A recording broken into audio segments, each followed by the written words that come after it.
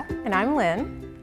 And we are here today to talk about our Pencil Me In table runner. Actually, I guess we call it a wall hanging, but I think I'll make mine and use it as a table runner. Right, it's so versatile. What a great pattern you could do. Let's talk about a couple of the ways that we could use that. Well, yes, because I was looking at it standing here, and if you just did 3 of the pencils, I think it'd be a good placemat too. I love that, and we are using the 8-inch cube, which we're going to talk about here in a little bit. But if you used your 12-inch cube, I would make a bed runner out of this. Oh, cute! Very good idea. Or how about a 6-inch cube, and then we could make a smaller one and make it into a pencil case. Yeah, this is really a quick and easy pattern that is so versatile. You could do so many different things with this. You really could. Great gift for the artist in your life, or a great teacher gift, I think, as well. Yeah, definitely.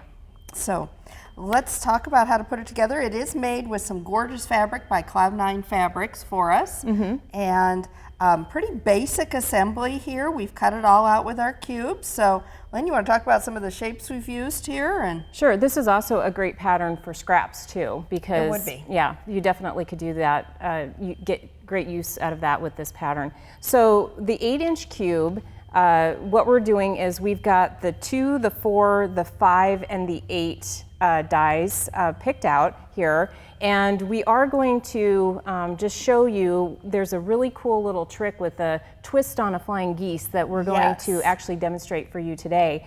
And the rest of the shapes are squares and rectangles and the half square triangles and the quarter square triangle for the flying geese. So really basic shapes, as you mentioned. Right. Let's get started. So the one shape we're going to show you to cut out, this is the quarter square triangle that we're going to use as the center part of the flying geese. Okay. All right. And that's going to be a part of our little pencil tip here. Right. So we've got some fabric here, and I'm going to show you that. So we need 6 of these quarter squares for this, and we've got 4 on the die. So we are going to just cut 2 layers of this color flat fabric, and then we'll have all the pieces that we need for this particular wall hanging. And you can see that I still have the salvage edge on my fabric, so I know that I've got this on the lengthwise grain as it goes through the cutter. So I'm just going to lay that down. Now again, you could cut up to 6 layers if you're making multiples of these for teachers. Or you could have all of these done in no time. Absolutely. So, and we've got our Go Big cutter here, so this should just take a second. Well, and we're cutting more than we need. So I think a great tip is to have, I like to keep little Ziplocs with the numbers of the dies in my cube. And so I've got 2 extras of this one, and that's going to be shape number 4, I think. So now I've got 2 extra number 4s. I can just put them in my little bag for number 4s. So when I'm doing something scrappy or when I want to kind of play with my fabric, I've got some things ready to go. That is a great tip. Here you go. I'm going to give you one of these, and we'll get started. So Erica is going to show us how to create this this little effect here with the tip of the pencil. So we're actually thinking outside of the box with our cube. That's right. So we do have this little piece that makes the tip of each pencil that you're going to have to cut at 1.5 by 2, and so you are going to have to cut that either scissors or rotary. Again, just a little scrap is all you need for that. And then we want to make a mark 3/4 of an inch up from the tip for that. So I'm going to take my ruler. Now the nice thing, if you've got one of these square rulers that has the angle lines, I'm going to actually make use of that for lining this up. And I'm going to put my tip there. I'm going to just line that angle up right along the angle of my piece, Lynn, so that I know I'm hitting the center. I need 3/4 of an inch. So I'm going to go make a mark with my little marker here. I want to make it big enough I can see it. And this is one of those great water-soluble markers. So if it does show in the final project, just a little bit of water and it's going to disappear, or whatever brand you're using. That's great. And you're also using, this is one of the Go new quilting rulers. Right. So it's great when the rulers have those angled lines on there. You can get a lot of use out of those. It's really useful. When I first started, I didn't have the faintest idea what to do with those, but they do come in handy.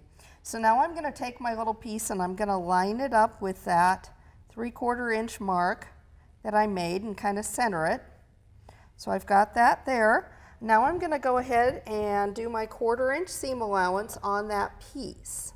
Okay, so you're just sewing along the top I'm edge just of going to that. sew along the top edge of that, and then I'm going to have you press it out for me. How about that? Sounds good. I think I can handle that. I think so. Okay, so let me get this out of here for you. And again, you can see we've sewn that 1/4 inch. We're right there where we had our mark. Okay. And now for the sides of this, we're going to be using the half square triangles that are shape number 5 in your cube. So I'm going to need 2 of those, 1 for either side. Now, if I was making this whole thing, I would go ahead, Lynn, and mark all of my tips and sew all of these pieces at the same time, press them all out, and then go ahead, do my half squares on one side, press, and then do all the other side. So I'd kind of assembly line with it. That makes sense to me. Get all of the leg pieces done together at the same time. It'll go together a lot faster. Now, even though we've added some extra fabric and we're not going to line up perfectly there, we can line it up perfectly with our dog-eared corners up here, and that's going to show us exactly where we're sewing. Okay. Let me get that going over here. I don't usually have a pressing assistant when I'm sewing at home. Maybe this is a whole new thing. I need to train somebody to be my pressing assistant when I quilt. Okay, I'm going to cut that off.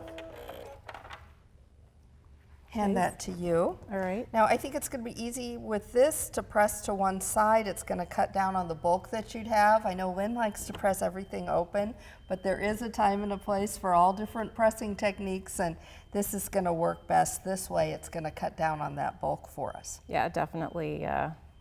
This one requires this type of pressing. And now I want There to you make go. sure I have can my, see how that's coming together. It's coming together great. I'm going to line it up here, and I want to be seeing where I'm going. Go ahead, line it up. You know, the 1/4 inch seam allowance seems like a really basic thing, but you really need to watch that. It makes such a difference. Our dies are all designed for that, and it will make a difference if you get off on your seam allowance. Okay. All right. Back to press, and you're going to see then when you have this done, we are going to have some extra fabric on the top where we added that tip. That's going to be really quick and easy to go ahead and trim off. And we can see that we've got our 1/4 inch right there where that will sew into Right. It'll the sew into that. rectangle. Okay, so I will let you finish that up. Okay, so I'm going to finish this off by giving it a quick trim and by laying it out here. No, I'm going to move this for you. we run out of room on our set here. So we can just line that up here. We're just going to give it a quick trim. And again, don't forget to close up your rotary cutter. So now we've got our perfect seam allowance has given us that little tip so that when we sew this into our finished project, we're going to get that perfect tip right there, Lynn. Looks great. All right, and then we've got our block laid out here, so we can just add that in. Right. And then this is what we can go ahead and piece this block together like we've done here. Right, we fit.